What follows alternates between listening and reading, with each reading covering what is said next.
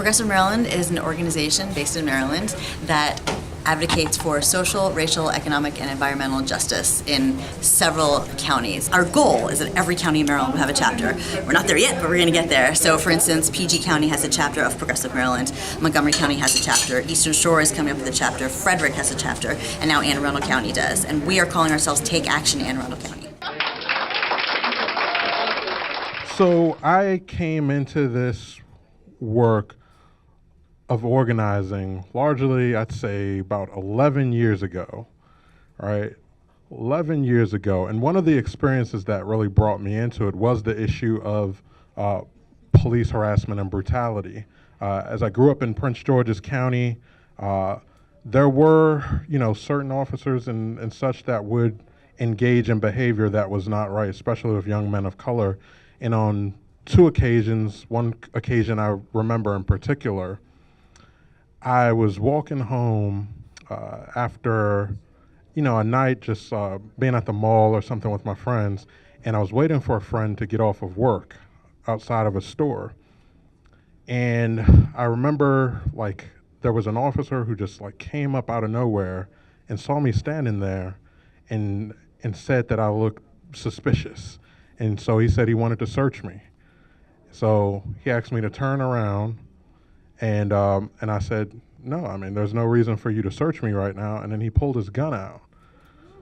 Yeah, and said, turn around right now, and started yelling, and then patted me down and said that I had fit the description of some suspect. Doesn't that sound familiar? Right? And then as he had me sit down on the curb, just to, while he ran my ID and everything through the system, and of course it came up clean, that I had done nothing wrong. I just remember the sense of powerlessness I felt. So that feeling on November 8th, 2016, returned in a major way. And organizing for me for a long time had been a way that I felt that I could reclaim the power that I could have, some power in my own community to be able to change things and make things better. But on November 8th, 2016, that election night, I remember that feeling coming right back home to me. So we have just about a year into 2018. And so we can't start 3 months out from Election Day like a lot of campaigns do. In Progressive Maryland as an organization, we organize year-round, whether it's an election or not. We need to engage people. But we have a year to get out, knock on doors, talk to people about the real consequences of elections, and get people back engaged. And I'm looking forward to doing that right alongside you. How many here don't know what district they're in? And 2 years ago, I would have had my hand up. 2 months ago, I didn't know. Okay. And how many here don't know what council district they're in? Okay.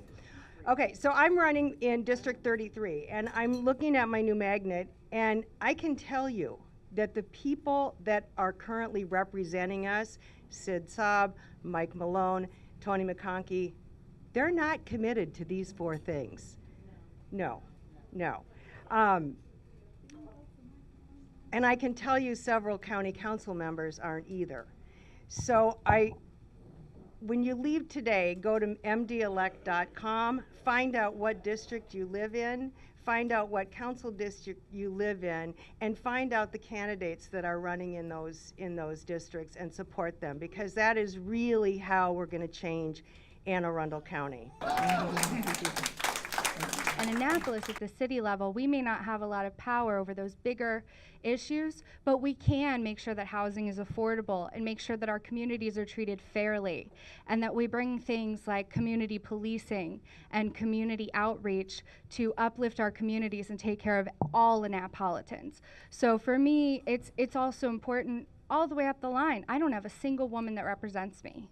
So it's important that we elect more women to office in Anne Arundel, and I hope that you all are, getting behind people like Eve, people like Pam, people like me to bring the woman's voice that we really need here in Anne Arundel County. Thank you. So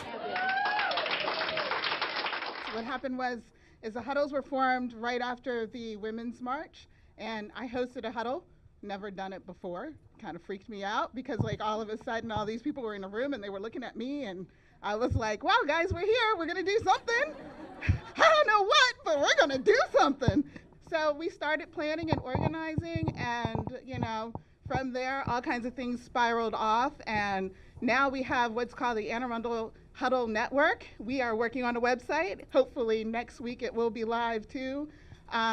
We're working together with Progressive and Indivisible, and, you know, we've got a little A3 Action Network thing going on right now. So, like, things are really coming together on the grassroots efforts. And if you're interested in any information about the huddles, we have a meeting coming up on Friday, so everyone is welcome. The door is open. Come join us. Why am I here? I spent 24 years active duty Army, travel the country, travel the world, and you would guess by my career and by my haircut that I must be a conservative. However, I am not. I'm a born and bred Democratic Party member. You know, there's a lot more liberal people in the military. They just don't know it. Go to a club meeting, go to two, and see the people that you meet who are living in your community, your neighborhood. Because I've met a lot of people in these past 3 months. And I really realize, and Pam's one of them, and I really realize how important it is for Americans to be involved in how we shape our future. I was an activist in the 1960s and 1970s. I marched on Washington. I did moratoriums, went against the Vietnam War. I think we need to start going to our delegates and our state senators and saying, we want Medicare for all in the state of Maryland. I've been in construction for the last 40 years. And I build restaurants. So between the two, I spend a lot of time with Hispanic people.